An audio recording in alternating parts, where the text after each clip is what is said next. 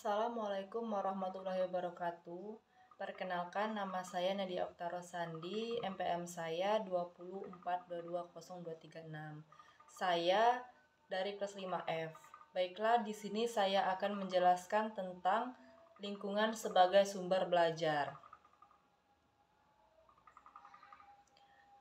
Kegiatan belajar 1. Sekolah dan rekan sejawat guru sebagai sumber. Kerjasama. Kerjasama merupakan usaha untuk meningkatkan dan memperluas sumber belajar sehingga tujuan pembelajaran yang diinginkan tercapai. Selanjutnya, kerjasama terbagi menjadi beberapa poin, yaitu 1. Kerjasama antara guru dan kepala sekolah. Yang kedua, kerjasama untuk membangun pusat sumber belajar atau PSB seperti rapat rutin dan diskusi. Yang ketiga, kerjasama dengan orang tua dan masyarakat. Yang keempat, kerjasama dengan pemilik, kepala cabang dinas atau KCD, pendidikan, dan komite sekolah. Selanjutnya ada membangun iklim kerjasama. 1. Mengumpulkan data, statistik, dan sumber informasi. 2. Melakukan negosiasi atau perundingan, misalnya adanya perundingan dengan tokoh masyarakat setempat. 3. Memberikan peranan nyata, misalnya sebagai narasumber sesuai bidang. Yang keempat, melaporkan keadaan sekolah. Yang kelima, memberikan tanda penghargaan. Selanjutnya, melakukan kerjasama dengan sekolah dan rekan sejawat guru. 1. Memanfaatkan rekan sejawat guru dari satu sekolah sebagai sumber belajar. 2. Memilih alternatif yang paling tepat dengan mempertimbangkan kebutuhan, waktu, jadwal, dan bahan yang tersedia. 3. Memanfaatkan rekan sejawat guru dari sekolah lain dengan cara A. Berdiskusi atau tukar pengalaman. B.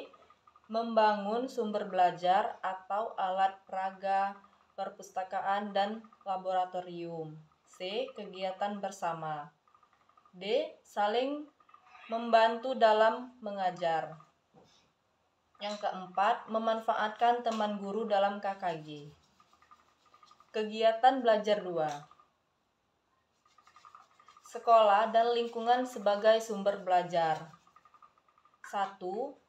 Menciptakan lingkungan sekolah sebagai sumber belajar. 2. Melengkapi sekolah dengan sumber belajar. 3. Mengembangkan program kebun, kolam, dan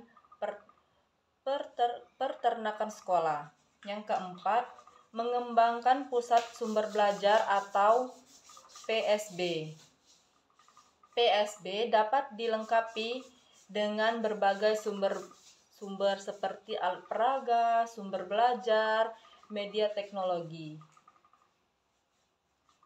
media elektronik. Kegiatan belajar 3. Lingkungan sebagai sumber belajar. Lingkungan sekitar dapat dijadikan sumber belajar bagi murid dan guru. Kita sebagai guru harus mengetahui prinsip mandiri dalam mengajar dan harus dipegang teguh karena akan sangat bermanfaat bagi dalam mengajar sehari-hari. Pada konsep mandiri dalam mengajar, Anda ditentukan untuk tidak terlalu bergantungan kepada cukupnya jumlah guru di SD, lengkapnya fasilitas mengajar, memadai buku paket, dan sebagainya. A. Memanfaatkan pusat sumber belajar.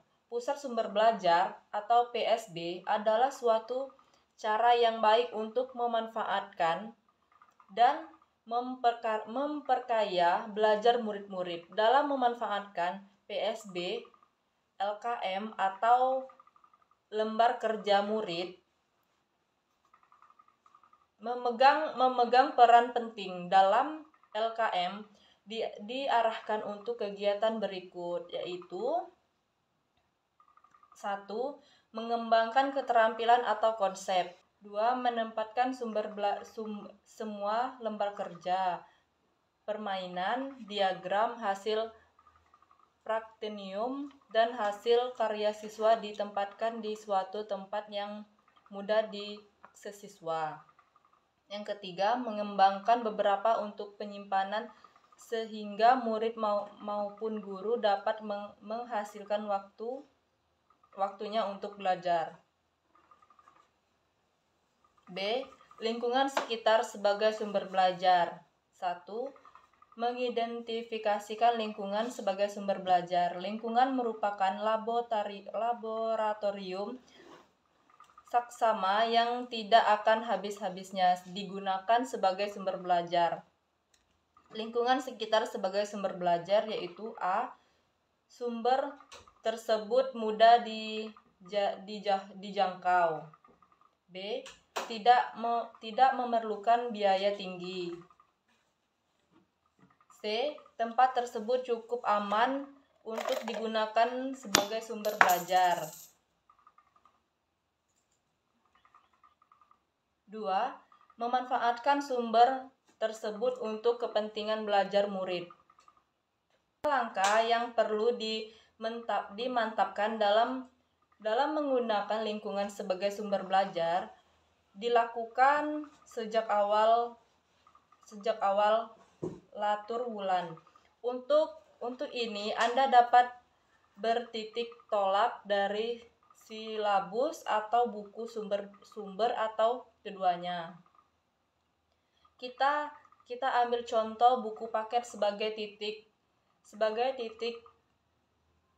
berangkat untuk merencanakan lingkungan sebagai sumber belajar dalam menuju PKR.